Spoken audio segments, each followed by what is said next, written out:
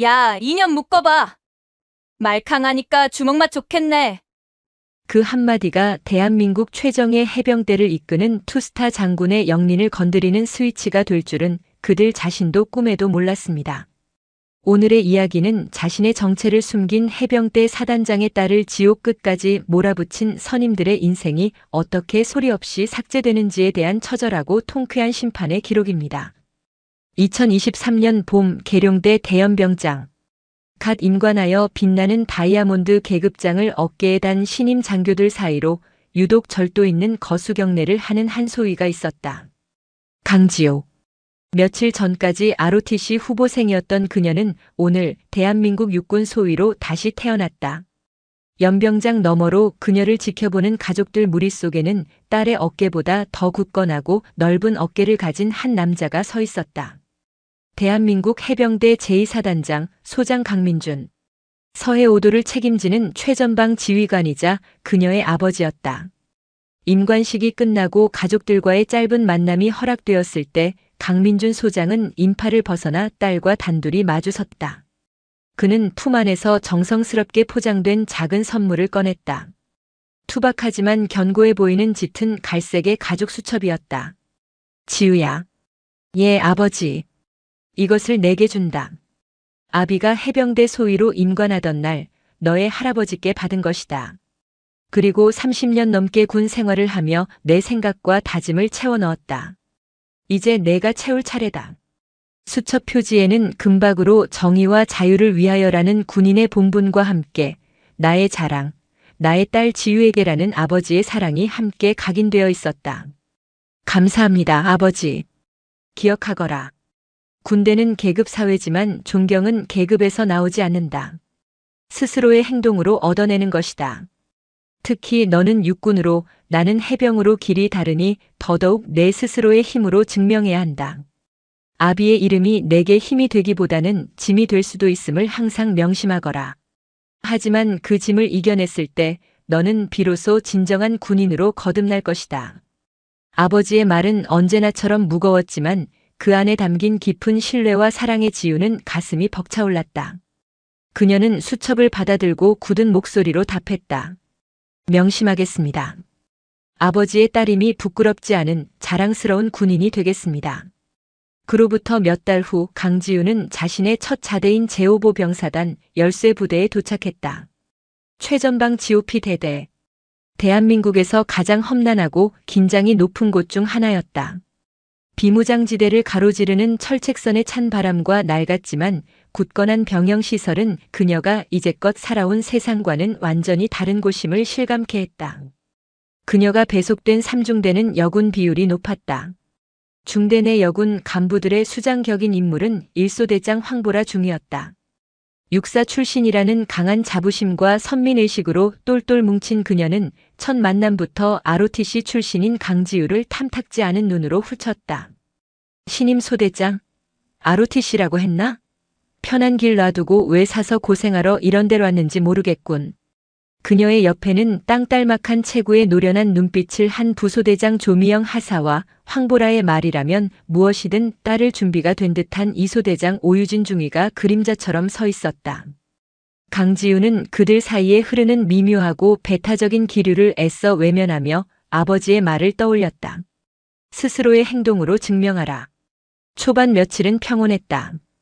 강지우는 누구보다 먼저 일어나 연병장을 달렸고 맡은 바 임무를 익히기 위해 밤늦게까지 전술교범을 파고들었다.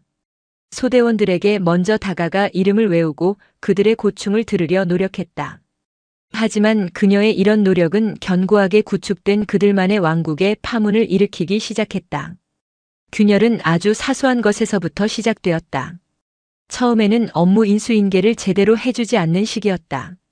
황보라 중위는 중요한 보고서 양식을 깜빡했다며 알려주지 않아 강지우가 중대장에게 질책을 받게 만들었고 순찰 구역에 대한 중요 지침을 일부러 누락하여 그녀를 위험에 빠뜨릴 뻔하기도 했다.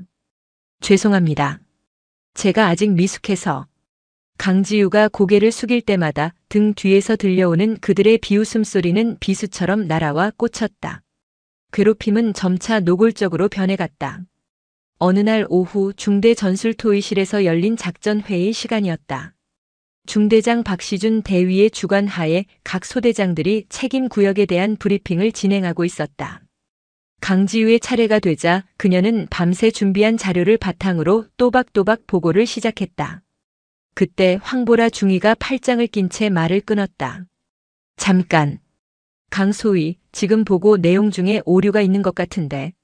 14번 초소와 15번 초소 사이의 관측 사각지대가 20m라고. 내가 알기론 15m가 채 안 되는데. 확인하고 보고하는 건가? 예, 중위님. 제가 어젯밤 직접 순찰하며 확인한 결과 최근 지형 변화로 인해 기존 데이터와 차이가 있었습니다. 20m가 맞습니다. 강지우의 확신에 찬 대답에 황보라의 눈썹이 꿈틀했다. 감히 자신의 지적에 토를 단다는 사실에 심기가 뒤틀린 것이다. 직접 확인? 소희가 뭘 안다고.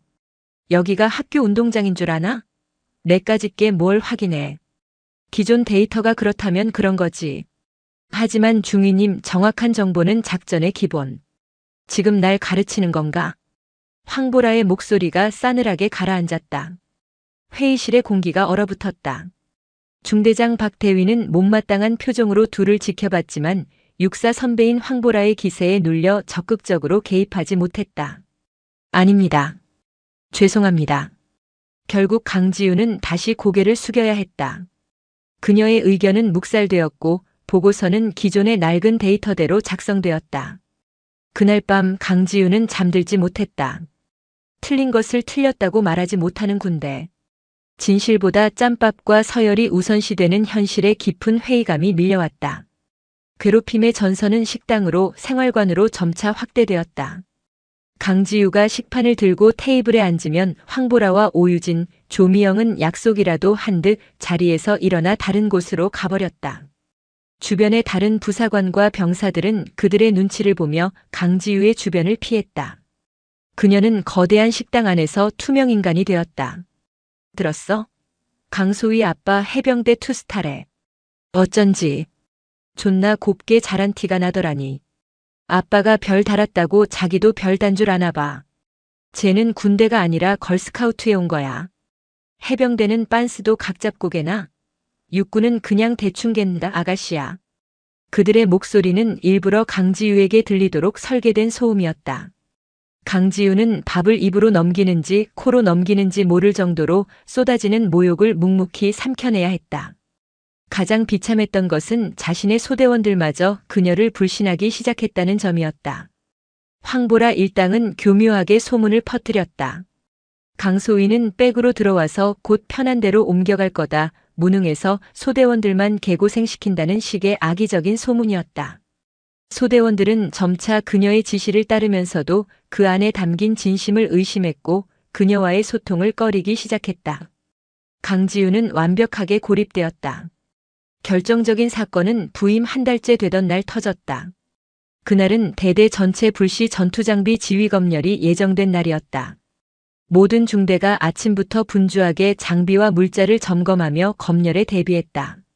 강지우 역시 소대원들을 이끌고 통신 장비와 화기들을 꼼꼼하게 점검했다.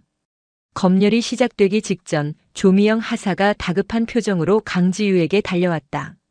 강소희, 큰일 났어. 내 소대 K2 소총 한정에서 공의가 없어졌어. 검열관 오기 전에 빨리 찾아봐. 총기의 핵심 부품이 사라졌다는 말에 강지우는 머리가 하얘졌다.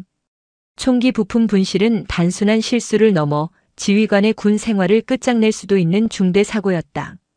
네? 분명히 아까까지 확인했는데. 뭘 뭉구적거려. 빨리 안 찾아. 강지우는 소대원들과 함께 미친 듯이 총기 보관함과 생활관 구석구석을 뒤지기 시작했다. 하지만 공인은 보이지 않았다. 소대원들의 얼굴에는 불안과 원망의 빛이 서려 있었다. 시간이 흐를수록 강지우의 심장은 까맣게 타들어갔다. 바로 그때 대대장과 검열관들이 삼중대 막사로 들어섰다. 그리고 황보라 중위는 마치 기다렸다는 듯 검열관에게 다가가 경례를 붙였다. 충성. 검열관님, 보고 드릴 말씀이 있습니다. 3소대에서 총기 부품을 분실한 것 같습니다. 모든 시선이 강지우에게로 쏠렸다. 대대장의 얼굴은 분노로 벌겋게 달아올랐다. 강지우 소위. 이게 어떻게 된 거야? 죄송합니다. 지금 찾고 있습니다. 찾고 있어? 정신 나갔나? 당장 전 중대원 동원해서 막사 전체 폐쇄하고 수색해. 나올 때까지 아무도 못 나가. 그 순간 검열관 옆에 서 있던 조미영 하사가 마치 무언가 발견한 것처럼 소리쳤다. 이게 왜 여기 있지? 조미영 하사가 가리킨 곳은 강지우의 개인 관물대 아래쪽 구석이었다. 그곳에 문제의 공이가 먼지 속에 파묻힌 채 놓여 있었다. 너무나도 자기적이고 어설픈 위치였다. 하지만 분노에 찬 대대장과 검열관들의 눈에는 그것이 보이지 않았다. 강소위, 자네 지금 제정신인가? 개인 관물대 관리도 제대로 못해서 총기 부품을 굴리고 다녀. 군기가 빠져도 보통 빠진 게 아니구만. 강지우는 아무 말도 할 수 없었다. 그것은 명백한 함정이었다. 조미영 하사가 다급하게 자신을 부르던 표정, 그리고 지금 너무나도 태연하게 공의를 발견하는 모습, 모든 퍼즐이 맞춰졌다. 하지만 증거가 없었다. 그녀는 그저 관리 소홀과 기강 해이라는 죄목으로 모든 책임을 뒤집었을 수밖에 없었다. 그녀는 중대원 전체가 보는 앞에서 대대장에게 모욕적인 질책을 들어야 했고 정식으로 징계위원회에 회부될 것이라는 통보를 받았다. 그녀의 군인으로서의 명예는 첫 달 만에 바닥으로 추락했다. 황보라 중위의 입가에 스쳐 지나가는 희미한 미소를 강지우는 놓치지 않았다. 그날 밤 강지우는 잠들 수 없었다. 억울함과 분노, 무력감에 심장이 터질 것 같았다. 아버지의 얼굴이 떠올랐다. 스스로의 힘으로 증명하라던 아버지의 목소리가 귓가에 맴돌았다. 하지만 지금 그녀가 증명한 것은 자신의 무능함 뿐이었다. 그녀는 처음으로 군인이 된 것을 후회했다. 자정이 넘은 시간 순찰 근무를 마치고 지친 몸을 이끌고 막사로 복귀하는데 황보라 중위가 그녀를 기다리고 있었다. 강소위, 나 좀 보지. 황보라가 이끈 곳은 부대 구석에 위치한 낡은 창고형 체력단련실이었다. 평소에도 인적이 드문 그곳은 그들만의 군기 교육 장소로 악용되곤 했다. 육중한 철문이 열리자 안에는 오유진 중위와 조미영 하사가 음흉한 미소를 지으며 그녀를 기다리고 있었다. 징계위에 회부된다며? 기분이 어때? 꼴 좋네. 조미영 하사가 낄낄거리며 말했다. 불길한 예감에 강지우는 뒷걸음질 쳤지만 등 뒤에서 황보라가 철문을 굳게 닫아버렸다. 쿵 하는 쇳소리가 사형 선고처럼 울렸다. 오늘 아주 뿌리를 뽑아주지. 내 그 건방진 정신머리 말이야. 황보라는 한쪽에 놓여있던 낡고해진 샌드백을 턱으로 가리켰다. 저기 가서 서. 싫습니다. 강지우는 처음으로 반항했다. 하지만 돌아온 것은 조미영 하사의 거친 소나기였다. 그녀는 강지우의 머리채를 잡아 끌어 샌드백 앞으로 내동댕이 쳤다. 야, 인연 묶어봐. 말캉하니까 주먹 맛 좋겠네. 황보라의 잔혹한 말과 함께 조미영 하사가 두꺼운 로프로 강지우의 몸을 샌드백에 단단히 묶기 시작했다. 팔과 다리가 결박되고 몸이 샌드백에 완전히 고정되자 공포가 온몸을 휘감았다. 뭐 하시는 겁니까? 이거 놓으십시오. 시끄러워. 황보라가 글러브를 낀 손으로 강지우의 뺨을 가볍게 툭툭 쳤다. 지금부터 내 죄목을 알려주지. 첫 번째, 감히 상급자에게 말대꾸하고 눈 똑바로 쳐다본 죄. 퍽. 둔탁한 소리와 함께 황보라의 주먹이 강지우의 복부를 강타했다. 숨이 턱 막히는 고통에 신음조차 터져 나오지 않았다. 두 번째, 애비백 믿고 육군 와서 우리 물 흐린 죄. 이번에는 옆구리였다. 갈비뼈가 부서지는 듯한 충격에 눈앞이 아찔해졌다. 오유진 중위는 그 광경을 휴대폰 카메라로 찍으며 흥분한 목소리로 외쳤다. 중위님 멋있습니다. 표정 한 번만 더. 조미영 하사까지 가세했다. 그녀는 글러브도 끼지 않은 맨주먹으로 강지우의 허벅지와 어깨를 무자비하게 내리쳤다. 그것은 훈련도 군기 교육도 아니었다. 그저 한 인간을 향한 일방적인 폭력이자 증오의 분출이었다.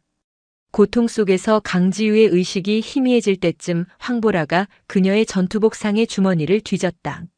손에 잡힌 것은 아버지의 낡은 가죽 수첩이었다. 어머, 이게 뭐야? 해병대 사단장 아빠의 비밀노트. 황보라는 수첩을 빼앗아 들고는 비열하게 웃으며 페이지를 넘겼다. 그리고 그 안에 담긴 아버지가 직접 써내려간 글귀들을 큰 소리로 읽기 시작했다. 리더는 부하들의 고통을 외면하지 않는다. 하, 웃기시네. 가장 힘든 곳에 가장 먼저 가라 지랄하고 자빠졌네. 그들은 아버지의 신념과 사랑이 담긴 문장들을 조롱하고 짓밟았다. 그리고 마지막 장을 읽은 황보라는 강지우의 눈을 똑바로 쳐다보며 그녀가 보는 앞에서 수첩을 갈갈이 찢어버렸다. 안 돼! 안 돼! 강지우가 절규했다. 몸의 고통보다 더한 영혼이 갈갈이 찢기는 듯한 아픔이 몰려왔다. 찢어진 종이 조각들이 먼지 쌓인 체력 단련실 바닥으로 흩날렸다. 그녀의 자존심, 군인으로서의 긍지, 그리고 세상에서 가장 존경하는 아버지에 대한 모든 것이 함께 산산조각 나는 순간이었다. 쓰레기는 쓰레기통에. 황보라는 찢어진 수첩 조각들을 군홧발로 지시겨 구석에 처박아 버렸다. 오늘 일 어디 가서 한마디라도 짓거리면 그땐 이걸로 안 끝나. 내 아버지가 해병대 사단장이 아니라 대통령 하랩이라도 소용없어. 여긴 육군이고 내 구역이니까. 알았어? 그들은 의식을 잃어가는 강지우를 그대로 샌드백에 묶어둔 채 만족스러운 미소를 지으며 체력 단련실을 나섰다. 텅 빈 창고 안 차가운 어둠 속에서 강지우는 비로소 뜨거운 눈물을 흘렸다. 그것은 절망의 눈물이었다. 차가운 강철 냄새와 먼지, 그리고 희미한 피비린내가 코를 찔렀다. 강지우는 샌드백에 묶인 채 얼마나 기절해 있었는지 알 수 없었다. 온몸의 감각은 둔탁한 통증으로 마비되었고 조금만 움직여도 찢어지는 듯한 고통이 전신을 꿰뚫었다. 어둠 속에서 그녀는 필사적으로 정신을 차리려 애썼다. 여기서 무너지면 끝이다. 여기서 죽으면 나는 그저 사고로 위장될 뿐이다. 그녀는 로프가 묶인 손목을 비틀기 시작했다. 거친 로프에 살같이 쓸려 피가 배어나왔지만 고통은 오히려 그녀의 정신을 더욱 또렷하게 만들었다. 몇십 분에 걸친 사투 끝에 마침내 손목을 묶은 매듭 하나가 간신히 헐거워졌다. 피와 땀으로 범벅이 된 손을 빼낸 그녀는 비틀거리며 나머지 매듭을 풀었다. 쿵! 샌드백에서 풀려난 몸이 그대로 차가운 시멘트 바닥으로 무너져 내렸다. 그녀는 한참 동안 거친 숨을 몰아쉬며 웅크리고 있었다. 눈물이 쏟아져 나왔다. 서러움과 분노, 억울함이 뒤섞인 뜨거운 눈물이었다. 하지만 그녀는 소리내어 울지 않았다. 그들에게 더 이상의 만족감을 줄 수 없었다. 한참을 울던 그녀의 눈에 구석에 처박힌 찢어진 종이 조각들이 들어왔다. 아버지의 수첩. 그녀의 영혼과도 같았던 그것. 강지우는 부서진 몸을 일으켜 한 걸음 한 걸음 기어가듯 종이 조각들을 향해 다가갔다. 그리고는 마치 성물을 수습하듯 떨리는 손으로 찢어진 조각들을 하나하나 주워 모았다. 먼지와 군화 자국으로 더러워진 아버지의 글씨를 손가락으로 쓸어내렸다. 나의 자랑, 나의 딸 지우에게. 그 문장은 갈갈이 찢겨 있었지만 그녀의 망막에는 그 어느 때보다 선명하게 새겨졌다. 아직 끝나지 않았어. 절대로 이대로 끝나게 두지 않을 거야. 잿더미처럼 타버린 마음속에서 작은 불씨 하나가 다시 피어오르고 있었다. 그것은 복수심과는 다른 자신의 짓밟힌 명예를 되찾고 군인으로서 다시 일어서겠다는 처절한 의지였다. 그녀는 수첩 조각들을 전투복 주머니 깊숙이 쑤셔넣고 아무 일도 없었다는 듯 어둠 속에서 비틀거리며 걸어 나왔다. 새벽의 차가운 공기가 상처 입은 그녀의 뺨을 스쳤다. 며칠 동안 강지우는 유령처럼 지냈다. 선임들의 눈을 피했고 꼭 필요한 말이 아니면 입을 열지 않았다. 온몸의 멍은 전투복으로 가릴 수 있었지만 영혼에 새겨진 상처는 숨길 수 없었다. 황보라 일당은 그녀의 침묵을 완전한 굴복으로 받아들였다. 그들은 이제 대놓고 그녀를 없는 사람 취급했고 그녀가 맡았던 중요 업무들을 하나씩 빼앗아 오유진 중위에게 넘겼다. 그들은 승리를 자축하며 강지우라는 존재가 곧 이 부대에서 스스로 지워질 것이라 확신했다. 그 주 주말 아버지와의 정기 통화 시간이 다가왔다. 강지우는 수화기를 들기 전 몇 번이나 심호흡을 했다. 목소리가 떨려서는 안 됐다. 동정이나 연민을 구하는 것처럼 보여서도 안 됐다. 이것은 고자질이 아니라 군인 대 군인으로 보내는 보이지 않는 신호여야만 했다. 그녀는 며칠 동안 수십 번이고 머릿속으로 시뮬레이션을 돌렸다. 가장 완벽하고 가장 의심스럽지 않으며 그러나 가장 날카로운 신호를. 뚜루루루. 신호음이 몇 번 울린 뒤 익숙한 아버지의 목소리가 들려왔다. 지우냐? 그래, 훈련은 할만하고, 밥은 잘 먹고, 선임들이랑은 잘 지내고, 네, 아빠. 잘 지내고 있습니다. GOP 생활도 이제 많이 익숙해졌습니다. 최대한 담담하게 군인다운 목소리를 유지하려 애썼다. 통화는 평소처럼 일상적인 안부로 시작되었다. 날씨 이야기, 훈련 이야기, 건강 이야기. 강지우는 아버지가 조금이라도 이상한 낌새를 챌까봐 심장이 조마조마했다. 마침내 그녀가 준비한 그 질문을 던질 시간이 왔다. 아빠, 얼마 전에 우리 부대에서 합동훈련 포스터를 봤습니다. 아, 그랬구나. 육해공군 합동성이야 늘 강조되는 거니까. 네. 거기 포스터에 전군이 하나 되어 조국을 수호한다고 적혀 있던데 정말 그런가요? 질문 자체는 지극히 평범했다. 하지만 강지우는 그 안에 미세한 떨림과 회의적인 뉘앙스를 심었다. 전화기 너머 강민준 소장의 목소리에 스치듯 변화가 일었다. 그럼 당연하지. 그게 우리 군의 존재 이유다. 왜 그런 걸 묻지? 아닙니다. 그냥 최근에 저희 중대장님께서 군대는 각자의 위치에서 자기 역할만 잘하면 되는 곳이라고 강조하셔서 문득 궁금해졌습니다. 거짓말이었다. 중대장 박대위는 그런 말을 한 적이 없었다. 하지만 이 거짓말은 진실을 향한 열쇠였다. 각자의 위치, 자기 역할. 이 단어들은 군 조직 내의 단절과 불통, 보이지 않는 벽을 암시하는 은유였다. 그리고 강지우는 마지막 바늘을 던졌다. 그 포스터를 볼 때마다 제가 정말 대한민국 군인으로서 자부심을 가져도 되는 건지 잘 모르겠습니다. 전화기 너머 강민준 소장의 숨소리가 순간 멈췄다. 1초 남짓의 짧은 침묵. 하지만 그 침묵 속에서 강지우는 아버지가 자신의 신호를 정확히 수신했음을 직감했다. 수십 년간 전장을 지휘해온 베테랑 지휘관인 아버지는 딸의 목소리에 담긴 미세한 균열과 문장 속에 숨겨진 조난 신호를 절대 놓칠 리 없었다. 지우야, 무슨 일 있니? 아버지의 목소리는 칼날처럼 날카롭고 낮게 가라앉아 있었다. 아닙니다, 아빠. 그냥 훈련 중에 괜한 생각을 해봤습니다. 곧 점호 시간이라 이만 끊어야겠습니다.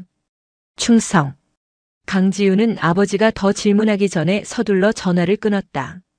수화기를 내려놓는 순간 참고 있던 다리가 풀려 그 자리에 주저앉았다. 경기도 김포 해병대 제2사단 청룡부대 사단장실. 수화기를 내려놓은 강민준 소장의 얼굴은 분노로 싸늘하게 굳어 있었다. 인자한 아버지의 모습은 온데간데 없고 서해 최전선을 지키는 맹장의 살기마저 느껴졌다. 그는 딸의 마지막 말, 자부심을 가져도 되는지 모르겠다는 그 한마디가 심장에 박힌 파편처럼 계속해서 자신을 찔러대는 것을 느꼈다. 자부심. 그것은 군인의 존재 이유이자 전부였다. 평생을 군인으로 살아온 그에게 딸의 그 한마디는 단순한 푸념이 아니라 존재의 근간이 흔들리고 있다는 절규로 들렸다. 그는 즉시 부관을 호출했다. 지금 당장 육군본부 감찰실 박성준 준장에게 연락 넣어. 개인적인 용무라고 하고 내 개인 보안폰으로 연결하라고 해. 육군본부 감찰실장 박성준 준장은 강민준 소장의 육사 3연기 동기이자 피를 나눈 형제보다 더 끈끈한 전우였다. 타군에 있었지만 서로의 군 생활 내내 가장 중요한 순간마다 보이지 않는 버팀목이 되어준 사이였다. 잠시 후 책상 위에 붉은색 보안 전화가 울렸다. 나 강민준이다. 잘 지내나? 민준이냐? 이 시간에 웬일이야? 자네 목소리가 왜 그래? 성준아. 부탁 하나 하자. 자네 권한으로 아주 조용하고 은밀하게 알아봐 줄 일이 있다. 강민준 소장은 조금 전 딸과의 통화 내용을 토시 하나 틀리지 않고 그대로 전했다. 합동훈련 포스터 이야기, 중대장이 했다는 거짓말, 그리고 마지막에 던진 딸의 질문까지. 그는 단순한 사실 전달을 넘어 그 안에 담긴 불길한 뉘앙스와 자신의 직감을 동기에게 전달했다. 민준아, 자네 딸이 있는 부대가 5사단 GOP라고 했나? 박성준 준장의 목소리 역시 심각하게 가라앉았다. 군 감찰 업무의 베테랑인 그는 이 일이 보통 심각한 사안이 아님을 즉각 깨달았다. 그래. 내 딸아이가 어떤 아이인지 자네도 잘 알지 않나? 절대 나약한 소리를 할 아이가 아니야. 무언가 군인의 명예를 송두리째 짓밟는 일이 벌어진 게 틀림없어. 알았다. 무슨 말인지. 걱정 마라. 내가 직접 챙기지. 아니, 조용하지만 철저하게 알아봐. 뼈를 깎고 살을 도려내는 한이 있더라도 내 딸의 군인으로서의 자부심을 짓밟은 것들이 있다면 절대 용서하지 않을 거야. 만약 육군에서 이 일을 제대로 처리하지 못한다면 그땐 내가 직접 그곳으로 갈 생각이다. 그것은 친구에게 하는 부탁을 넘어선 분노한 아버지가 보내는 최후 통첩이었다. 해병대 현역 사단장이 타군 부대에 직접 개입하는 초유의 사태. 그것이 의미하는 바를 박성준 준장은 누구보다 잘 알고 있었다. 알았다. 즉시 비공개 특별감찰팀을 꾸려서 내려보내겠다. 진행 상황은 자네에게 직보하도록 하지. 그리고 자네는 절대 경거망동하지 마라. 일이 더 커질 수 있으니. 고맙다, 성준아. 전화를 끄는 강민준 소장은 잠시 눈을 감았다. 하지만 이것만으로는 충분하지 않았다. 공식적인 감찰이 진행되는 동안 그는 그들 스스로가 움직이게 만들 또 다른 압박 카드를 꺼내들었다. 그는 다시 부관을 불렀다. 5사단장에게 내 명의로 공식 전문을 보내. 다음 주 주말 육군과 해병대의 상호 협력과 발전을 위한 교류의 일환으로 내가 해병대 장병 위문품을 가지고 직접 5사단 GOP 대대를 방문하겠다고. 사단장께서 직접 안내해 주시면 영광이겠다고 정중하게 전해. 부관의 눈이 커졌다. 해병대 사단장이, 그것도 서부전선의 핵심 지휘관이 중부전선의 육군 사단을, 그것도 일개 GOP 대대를 교류 목적으로 방문한다는 것은 전례가 없는 일이었다. 이것은 외교적 수사가 아니었다. 내가 지금 너희를 주시하고 있다는 강력한 경고 메시지였다. 이제 판은 짜였다. 보이지 않는 신호는 이제 거대한 파도가 되어 5사단을 향해 움직이기 시작했다. 경기도 연천 제5보병사단 사단장실. 주말 오후의 평화를 깨고 걸려온 두 통의 전화와 한 장의 전문은 사단장 이진우 소장을 혼돈의 구렁텅이로 몰아넣었다. 첫 번째는 육군본부 감찰실장 박성준 준장의 직통 전화였다. 이 장군, 귀관의 사단 GOP에서 불미스러운 일이 있다는 첩보가 들어왔네. 특히 여군 간부들 사이의 문제라고 하더군. 내일 아침 내가 보낸 비공개 감찰팀이 내려갈 테니 자네는 아무것도 하지 말고 대기하게. 만약 이 일을 덮으려고 하거나 사전 조사를 하는 기색이 보이면 그땐 나도 자네를 도와줄 수 없네. 명심하게. 하늘 같은 육군본부 감찰실장의 녹이 어린 목소리에 이진우 소장은 등골이 서늘해졌다. 하지만 진짜 충격은 두 번째 전문에서 왔다. 해병대 제2사단장 강민준 소장이 직접 GOP 대대를 방문하겠다는 것. 그리고 인사참모를 통해 긴급히 올라온 보고는 그 모든 퍼즐을 맞추게 했다. 사단장님 감찰 대상이 될 가능성이 높은 3중대에 근무하는 신임 강지우 소위가 강민준 해병대 사단장의 외동딸인 것으로 확인됐습니다. 이런 시, 이진우 사단장의 입에서 거친 욕설이 터져나왔다. 모든 것이 연결되었다. 육군본부 감찰실장의 이례적인 직접 지시, 그리고 해병대 사단장의 전례 없는 부대 방문. 두 사건의 중심에는 강지우 소위가 있었다. 그는 본능적으로 자신의 군 생활 최대의 위기가 닥쳤음을 직감했다. 이것은 단순한 부대 내 가혹행위 차원의 문제가 아니었다. 군 전체를 뒤흔들 수 있는 육군과 해병대 사이의 자존심 싸움으로 번질 수 있는 뇌관이었다. 감찰팀이 오기 전에 우리가 먼저 알아내야 해. 그놈들이 오기 전에 모든 걸 끝내야 한다고. 당장 연대장, 대대장 전부 대기시켜. 지금 즉시. 사단장의 불호령은 지휘계통을 타고 번개처럼 아래로 내려갔다. 분노와 압박은 아래로 내려갈수록 몇 배로 증폭되었다. 연대장은 대대장 김철규 중령을 쥐잡듯 잡았다. 김중령, 자네 부대에서 무슨 일이 벌어지고 있는 건가? 지금 사단장님께서 노발대발하시고 해병대 사단장이 우리 대대로 쳐들어온다는 판에 자네 목숨 내놓을 각오하고 이 일 처리해. 대대장은 중대장 박시준 대위의 멱살이라도 잡을 기세였다. 박 대위, 똑바로 말해. 중대에서 무슨 일이 있었던 거야? 특히 여군들 사이에서. 강지우 소위 별일 없었어? 자네가 이 일을 제대로 처리 못하면 나하고 자네는 같이 군복 벗는 거야. 알았나? 엄청난 압박감에 짓눌린 박시준 대위는 중대로 복귀하자마자 관련된 4명의 여군 간부 황보라, 오유진, 조미영, 그리고 강지우를 각각 다른 사무실로 격리하고 개별 면담을 시작했다. 하지만 황보라와 조미영은 너무나도 태연했다. 그런 일 없습니다. 강소희가 신임이라 업무에 미숙해서 생긴 오해일 겁니다. 군기를 잡기 위한 훈계는 있었지만 도를 넘은 적은 없습니다. 그들은 강지우가 제 아비에게 꼰지른 것이라 확신하면서도 증거가 없을 것이라 믿어 의심치 않았다. 오히려 이 기회에 강지우를 상관을 모함하는 문제 장교로 만들어 부대에서 쫓아낼 계획까지 세우고 있었다. 마지막으로 면담에 들어온 강지우는 아무 말도 하지 않았다. 그저 멍들고 상처 입은 눈으로 박시준 대위를 바라볼 뿐이었다. 그녀의 침묵은 그 어떤 고발보다도 더 무겁게 박 대위의 양심을 짓눌렀다. 박시준 대위는 혼란스러웠다. 진실이 무엇인지 어렴풋이 짐작은 갔지만 육사 출신 선배들이 굳건히 버티고 있는 군 조직의 현실 속에서 섣불리 움직일 수 없었다. 바로 그때 대대장으로부터 다시 전화가 걸려왔다. 목소리는 절망 그 자체였다. 박 대위 끝났어. 내일 아침에 내려오는 거 그냥 감찰팀이 아니야. 국방부 조사본부 합동수사팀으로 변경됐다. 군, 검찰, 헌병, 기무사까지 함께 움직인대. 일이 우리가 상상했던 것보다 훨씬 더 커졌어. 오늘 밤 안에 모든 걸 끝내야 해. 무슨 수를 써서라도 자백을 받아내. 이건 명령이야. 국방부 조사본부. 군인들에게는 저승사자와도 같은 이름이었다.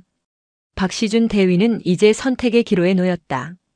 진실을 밝히고 조직을 정화할 것인가, 아니면 이 거대한 폭풍에 휘말려 함께 침몰할 것인가.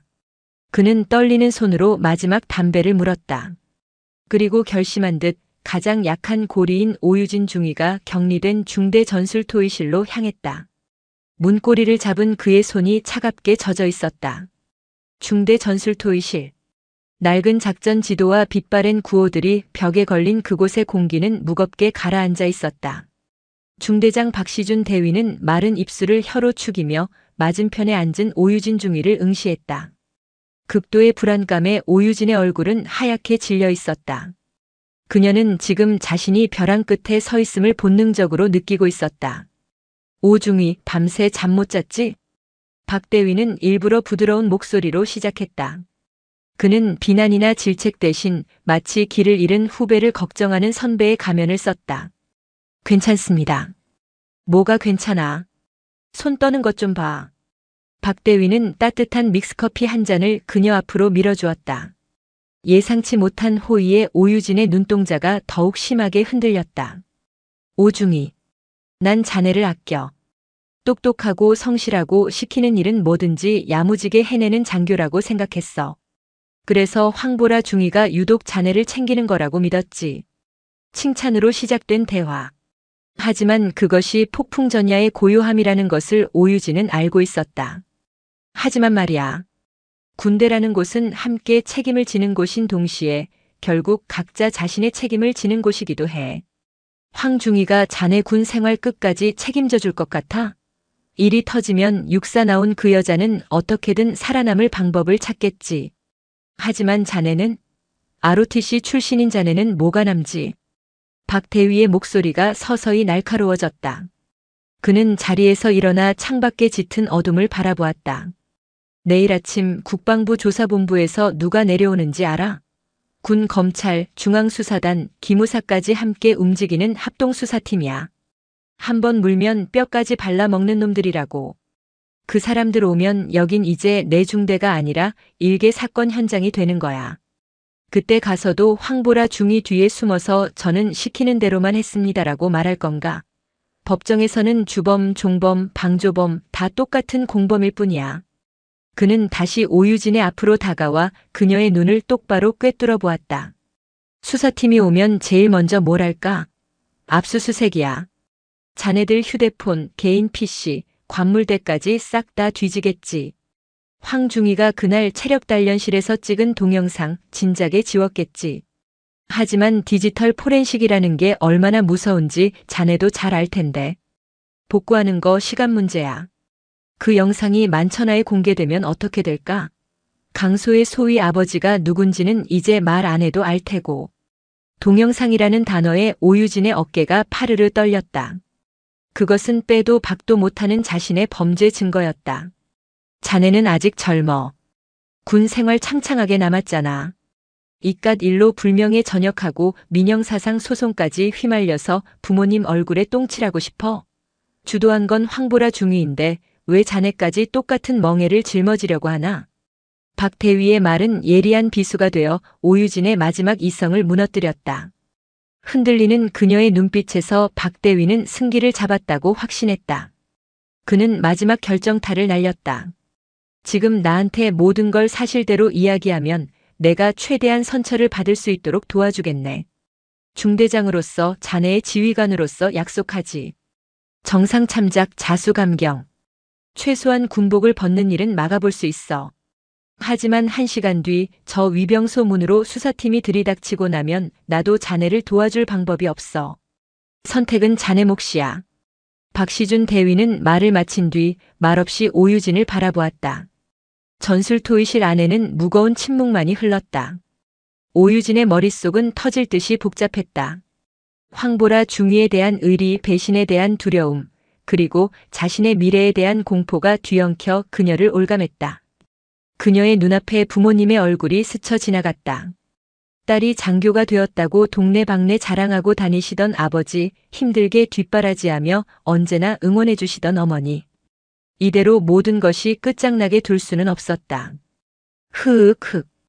결국 오유진의 눈에서 참았던 눈물이 터져나왔다. 한번 터진 제방은 걷잡을 수 없었다. 그녀의 입에서 모든 진실이 본물처럼 쏟아지기 시작했다. 제가 다 말씀드리겠습니다. 중대장님, 제가 잘못했습니다. 그녀는 오열하며 그동안 있었던 모든 일을 자백했다. 총기 부품을 몰래 빼돌려 강지우의 관물대에 숨긴 사실, 그날 밤 체력단련실에서 강지우를 샌드백에 묶고 구타한 사실, 그리고 자신이 그 끔찍한 광경을 휴대폰으로 촬영한 사실까지. 강지우의 아버지가 준 수첩을 찢어 모욕을 준 행위에 이르러서는 거의 실신할 듯 오열하며 말을 잇지 못했다. 박시준 대위는 그녀의 자백을 조용히 들으며 녹음 버튼을 눌렀다. 비겁한 방식일지도 모르지만 이것이 중대를 살리고 최소한의 희생으로 사태를 수습할 유일한 길이었다. 오유진의 자백을 확보한 박 대위는 즉시 대대장에게 보고했고 보고는 사단장에게까지 일사천리로 올라갔다. 사단장 이진우 소장은 보고를 받자마자 국방부 조사본부의 자체 조사 결과 가해자들의 신병을 확보하고 혐의 사실 일체를 자백받았다고 선수쳤다. 동이 트기 시작할 무렵 중대 막사 앞으로 국방부 번호판을 단 검은색 세단 여러 대가 먼지를 일으키며 멈춰섰다. 차에서 내린 것은 날카로운 눈빛의 중앙수사단 수사관들과 군 검사들이었다. 그들의 등장은 중대의 공기를 완전히 바꿔놓았다.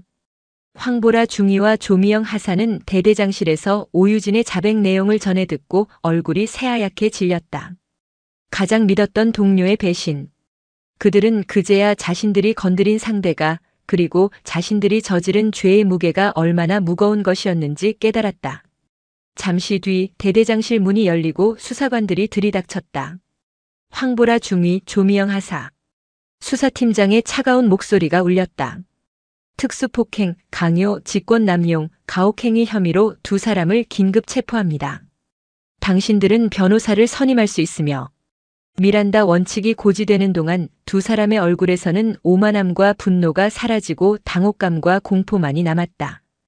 은색 수갑이 그들의 손목에 채워지는 순간 그들이 쌓아 올렸던 오만의 제국은 완벽하게 무너져 내렸다.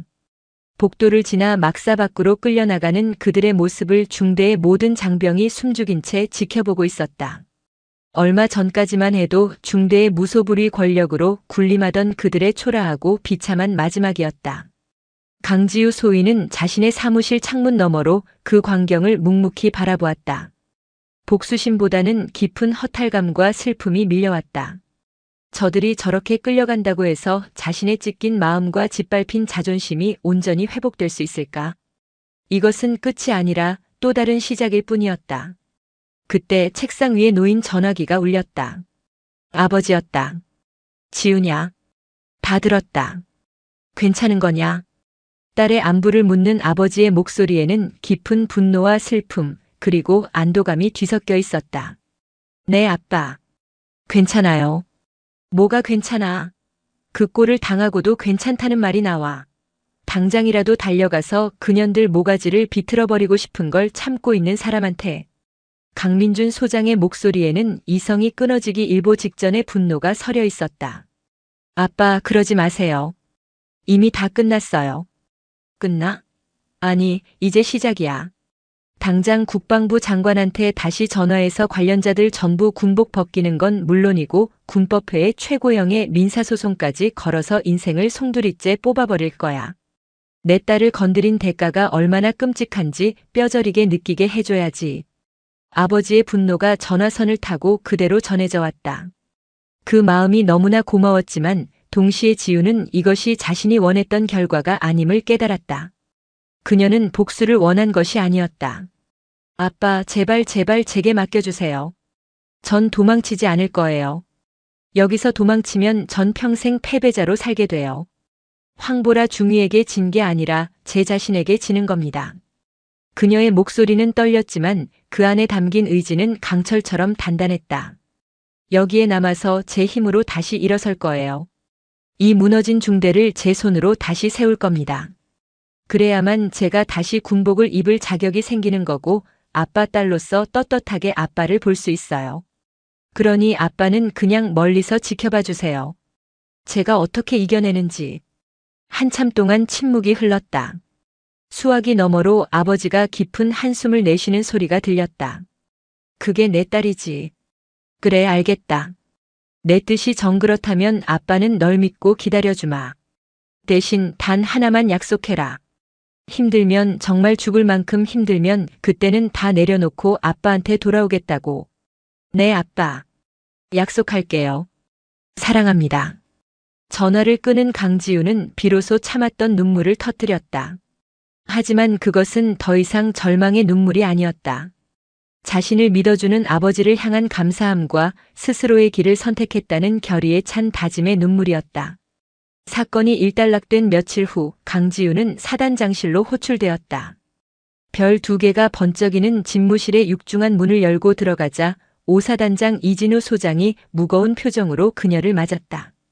강소희, 앉게. 그동안 마음고생이 많았어. 지휘관으로서 부대 관리를 소홀히 한 점 진심으로 사과하네. 사단장이 직접 초임 장교에게 고개를 숙여 사과하는 것은 극히 이례적인 일이었다. 이번 사건의 가해자들은 모두 군법회의에 회부되어 중형을 피하지 못할 걸세. 주범인 황보라 중위는 최소 징역 5년 이상, 조미영 하사도 그에 준하는 처벌을 받을 거야. 자수한 오유진 중위는 정상 참작이 되겠지만 불명예 전역은 피하지 못할 테고. 지휘 책임이 있는 중대장과 대대장도 보직 해임 후 징계위원회에 넘겨졌어. 이진우 사단장은 잠시 말을 고른 뒤 본론을 꺼냈다. 강소희 자네에게는 다른 부대로 옮길 기회를 주려고 하네. 자네 부친과도 어느 정도 이야기가 된 부분이야. 국방부나 계룡대 본부 같은 후방 부서로 보내주려고 하는데 어떤가? 그것은 사단장이 그녀에게 베풀 수 있는 최선의 배려이자 사건을 조용히 마무리 짓고 싶은 조직의 입장이 반영된 제안이었다. 하지만 강지우의 대답은 그의 예상을 완전히 벗어났다. 사단장님, 그 제안은 거절하겠습니다. 저는 삼중대에 남고 싶습니다. 아니, 강소희. 그게 무슨 말인가? 자네를 괴롭혔던 사람들은 모두 사라졌지만 그 잔상과 소문은 한동안 부대에 남을 걸세. 굳이 그런 고통을 자처할 필요는 없지 않은가? 사단장님, 저는 군인입니다. 적과의 싸움에서는 한치도 물러서지 말라고 배웠습니다. 지금 삼중대는 지휘관들이 한꺼번에 공석이 되고 불미스러운 사건으로 인해 모두가 깊은 상처를 입었습니다. 사기와 단결은 땅에 떨어졌습니다. 이곳이야말로 지금 저를 가장 필요로 하는 저의 전장입니다. 강지우는 자리에서 일어나 사단장을 향해 똑바로 섰다. 그녀의 눈빛은 더 이상 두려움에 떠는 신임 소위의 그것이 아니었다. 제가 도망치듯 이곳을 떠난다면 우리 중대원들은 누가 치유해주고 누가 다시 일으켜 세워준단 말입니까? 저 또한 평생 도망쳤다는 죄책감에서 벗어나지 못할 것입니다. 부디 허락해 주십시오. 저에게 삼중대를 다시 일으켜 세울 기회를 주십시오. 이것이 군인으로서의 저의 명예를 회복하는 유일한 길입니다. 강지우의 당찬 발언에 이진우 사단장은 한동안 말을 잇지 못했다. 그는 온실 속 화초인 줄로만 알았던 이 어린 소위에게서 대한민국 육군이 가장 필요로 하는 진정한 군인 정신 불사조와 같은 강철 같은 의지를 발견하고 있었다. 좋다. 내가 사람 하나는 제대로 본 것 같군. 자네 뒤에는 이 사단장이 굳건히 버티고 서 있을 테니 소신껏 중대를 이끌어봐. 필요한 것이 있다면 언제든 직통으로 보고하도록. 감사합니다, 사단장님. 사단장실을 나오는 그녀의 발걸음은 그 어느 때보다 가볍고 힘찼다. 그녀는 이제 더 이상 사건의 피해자가 아니었다. 잿더미 속에서 부활하는 불사조처럼 무너진 중대의 희망이자 새로운 역사를 써내려갈 지휘관으로서 내딛는 첫걸음이었다. 2년 후 늦가을. 5사단 과학화 전투훈련장. 적 전차 발견. 3소대 즉시 대전차 미사일 발사. 1, 2소대는 엄호 사격 실시. 실탄이 빗발치는 전장 상황을 완벽하게 통제하며 지시를 내리는 이는 대위로 진급하여 당당히 3중대를 이끄는 중대장 강지우였다. 그녀의 헬멧 옆에는 재에서 부활하는 불사조 마크가 선명하게 그려져 있었다. 지난 2년간 그녀는 무너진 3중대를 완전히 새롭게 창조했다. 소통과 신뢰를 바탕으로 부대를 재건했고 그 어떤 부대보다 혹독한 훈련으로 최강의 전투력을 갖춘 중대로 탈바꿈시켰다. 문제 중대라는 오명은 사라지고 사단 내에서 3중대는 불사조 중대라는 새로운 이름으로 불리고 있었다. 훈련이 끝나고 먼 발치에서 쌍안경으로 훈련을 지켜보던 한 남자가 조용히 다가왔다. 2년 전보다 희끗희끗해진 머리의 아버지 강민준 장군이었다. 그는 이제 딸의 훈련을 걱정스럽게 지켜보는 아버지가 아니었다. 한 부대를 완벽하게 지휘하는 훌륭한 후배 장교를 존경의 눈빛으로 바라보는 선배 군인이었다. 고생했다. 강대위. 충성. 아빠. 두 사람은 나란히 노을 지는 훈련장을 걸었다. 강지우는 전투복 주머니에서 소중하게 간직해 온 낡은 가죽 수첩을 꺼냈다. 그 안에는 그녀가 직접 한 땀 한 땀 이어 붙인 찢어진 종이 조각들과 그 옆으로 지난 2년간의 훈련 기록과 다짐들이 빼곡하게 채워져 있었다. 아직도 가지고 있었구나. 그럼요. 이건 이제 단순한 아빠의 수첩이 아니에요. 이건 제 자신이에요. 산산조각 났다가 제 힘으로 다시 맞춰낸 저의 군인으로서의 살. 그리고 제가 왜 싸워야 하는지에 대한 이유가 담겨 있어요. 이걸 볼 때마다 저는 더 강해져요. 그녀의 말에 강민준 장군은 아무 말도 할 수 없었다. 그저 딸의 어깨를 힘껏 감싸 안을 뿐이었다. 붉게 타오르는 저녁 노을이 두 군인의 어깨 위로 쏟아져 내렸다. 그것은 마치 시련을 이겨내고 더욱 찬란하게 빛나는 그녀의 미래를 축복하는 듯 했다. 강지우는 더 이상 과거의 상처에 얽매이지 않았다. 그녀는 상처를 자신의 일부로 받아들이고 그것을 더 큰 힘으로 승화시켰다. 짓밟혔던 한 송이 연약한 꽃은 이제 그 어떤 불길 속에서도 다시 피어나는 불사조가 되어 조국의 하늘을 날아오를 준비를 마친 것이었다. 그녀의 진짜 전설은 이제부터 시작이었다. 오늘 사연 모음집의 이야기 어떠셨나요? 구독과 좋아요, 그리고 당신은 어디서 보고 계신지 소감과 함께 댓글을 남겨주세요. 여러분의 응원이 사연 모음집에는 큰 힘이 됩니다. 감사합니다.